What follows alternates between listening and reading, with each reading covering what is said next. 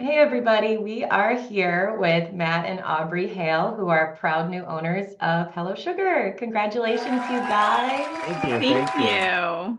Yeah, thank you for being here. Just to start things off, can you tell us a little bit about your background, what got you started on this search for a business, and we'll take it from there. We're parents of two young children, and we're looking for ways of keeping our day jobs, but Mhm. diversifying like our retirement and asset portfolios a little bit, not having everything that we work for to be like tied up in markets. And I think a friend of mine had recommended your group as, hey, give them a shot, talk to them, see about the world of franchising. And I had seen it pop up pretty recently on some social media, some ideas about how to diversify assets and things like that. And we started the conversation with you all, and now that has led us to being happy new owners of Hello Sugar. We've been signed on, I think, for a couple of weeks now, and we're Mhm. about a month and a half away from opening our first location. So it's been a little bit of a whirlwind, but the team across the board has been great, and it's pretty exciting too. Yeah, Well, that's they've awesome. been really great, especially because we're keeping our day jobs for right now, and we've been able to put in all the work that we needed to do and keep our day jobs going and take care of the kids. So it's been busy but fun. Yeah.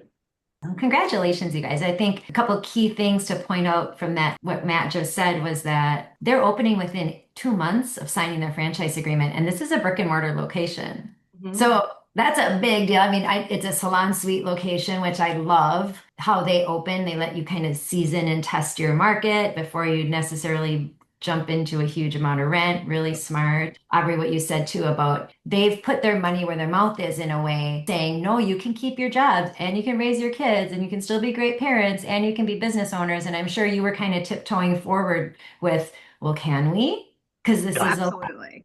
so Right. it's awesome to hear you guys say that, yes, indeed, you've been able to get through different training requirements to do that. So congratulations. For sure. It's very Thank cool. you. Thank you. Thank you. And you talked a little bit about working with us. I mean, we looked at quite a few different brands, which is important, right? Because I think you needed that. You wanted to start with that broad scope and services and kids and all the kind of different semi-absent businesses that were out there. Thank you for kind of humbling yourself to the process a little bit, because I know sometimes we can go slower than you want to, but you got to walk No, it and I thought it was learn it. great. We got to see a lot of the semi-absent business models, and this one really stood out to us because of how mostly the salon suite, how quickly we could get from signing to open, and it was a really good fit. But it was so interesting to see all the different kinds of ways that you can make a semi-absent business model work for you, depending on like where you are in your life for Mhm. that to, or in your passion for that to be like what you choose to open. Yeah, our big thing, if you recall, was we had no idea what we wanted to do exactly. There was no particular industry that we were excited about or particular business model that we were excited about. So we were pretty open to anything, which for somebody Mhm. else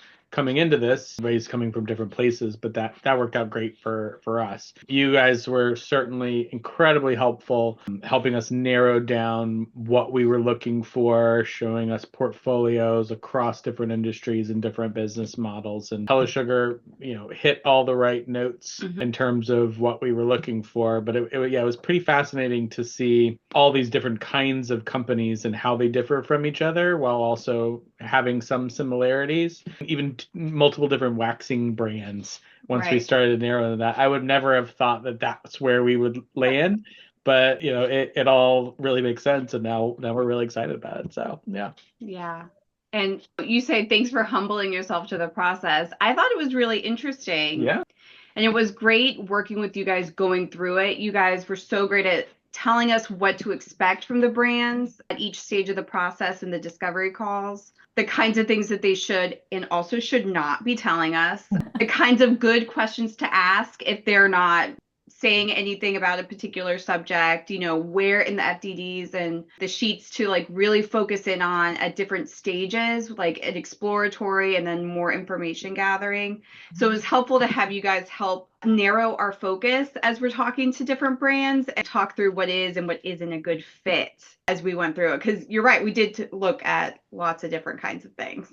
That's odd. Well, thank you for that, because I think sometimes it can get frustrating because you kind of want to get to the end of the book, right? And Sure. so it's a matter of the success of the startup for your new chapter is really dependent on making sure you're not leaving any gaps in your discovery. So thank you for that. I'm so excited for you. I really am. I just every now and then it's like, okay, this is gonna be cool. So It's gonna be good. let's pop this confetti like we like to do. You count us off. All right. Go ahead, C's. 3, 2, 1. It's the other way. Mine's not going. It's going. All right. There we go. There it is. That was I went over the calendar. Did yours go over? Completely over. So opening in a couple weeks and then, or maybe months. Yeah, the Salon Suite should be open according to plan by the end of June, which is good. We'll get to capitalize on the busy months of summer, like vacation. Right. Yeah. And get settled in, and then we'll take it from there. And your first hire, is it 2 estheticians or just 1? They recommended hiring 3 people with the expectation that 1 may need to drop out during training. Like not everybody gets through the training. 2 to 3 is what per room is what they're expecting. Yeah. So Okay. And that's have what we're going for. good? Yeah. Have they been pretty good at training you and helping you to Oh yeah. find They have a them? whole like a whole team dedicated specifically to like hiring and weekly office hours. People on Slack that I'm chatting with throughout the day and into the evening on every little question. I've even got to record my first couple of interviews with the estheticians to get feedback on things to say differently or what they thought of the candidates in case I get like happy ears. It's been really helpful. Good. As much training as I get in my day job for how to do this stuff properly, and it's only been a couple of weeks. Right. Yeah, and the way they typically do it is the trainer comes out from Arizona, from corporate. It's the week before opening. Yep. And so you train up and then you have your opening. And then eventually, if one of the estheticians is particularly gifted at teaching and retaining that, you can get them certified as a trainer. I think you only need a corporate rep to come out for like your first big opening, or if you need assistance and like resetting everything, you can make one of your own estheticians a trainer for future hires. We are not fully alone. Like there are other territories in Northern Virginia and several of them have certified trainers. So in the future, we could either have a new hire go to their location and shadow and train, or have someone come over to us. It's been really nice. You would say like business with guardrails, like having other people in the brand available for like help and assistance and training. Yeah. That's awesome. So have you been surprised a little bit at how organized the franchise is about getting you up and going, or is it meeting your expectations? Definitely meeting expectations. I don't think surprise in this case, only because that was a big reason why we moved forward with this brand, because we could tell pretty early on during the evaluation process that in spite of being a relatively younger brand versus some of the other ones that you had shown us originally, they were a lot more buttoned up in terms of their approach to the model, the technology behind it, the resources that were available. The fact that like 90% of their corporate team is also franchise owners too. Yeah, when we went out, it was pretty cool. For confirmation is what they call it now, right? So many people who worked for corporate and corporate roles were also franchise owners, either in Arizona or, there's one from Texas, one that had locations, I think, in like Kansas City and Boston. That's very cool. disparate places. That's really putting your money where your mouth is, Yeah. A lot of people do have like, once they've had a few openings under the belt, they do have further away franchise locations. I assume they have friends or family that live nearby that are visiting. Yeah. Just the sheer amount of people who worked for the brand who also are franchisees was surprising to me. And really cool that there's a lot of franchisee interest representation in this brand, because the brand is also franchisee. You know what I mean? So right. It was very cool. We had a really nice time getting to know them and learning all about it when we went out there. Yeah.